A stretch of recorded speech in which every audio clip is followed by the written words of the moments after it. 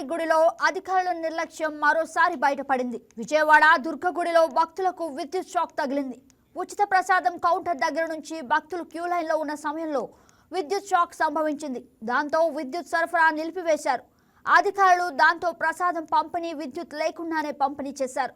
అయితే గత 15 రోజుల నుంచి చూస్తే దుర్గగుడిలో అధికారుల నిర్లక్ష్యం వ్యవహరించడం ఇది మూడోసారి.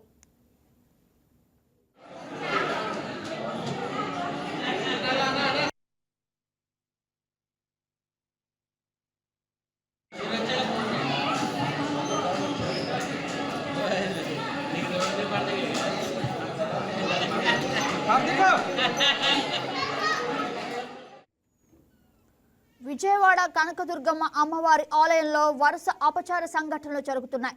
ఈ వరుస ఘటనలు భక్తుల్లో ఆందోళన కలిగిస్తున్నాయి.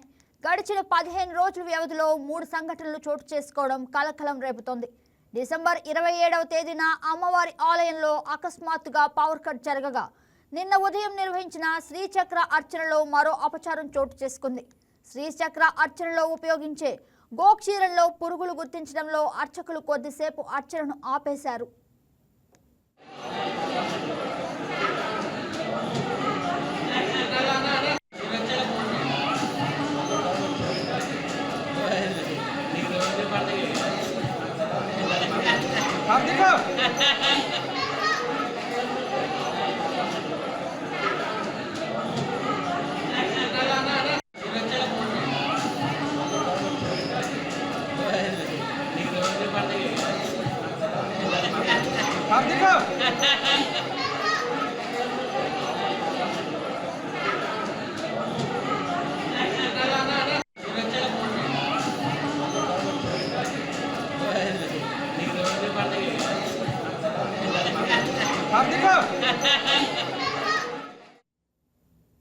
Please subscribe to YK TV Network. Please subscribe to YK TV. Please watch YK News.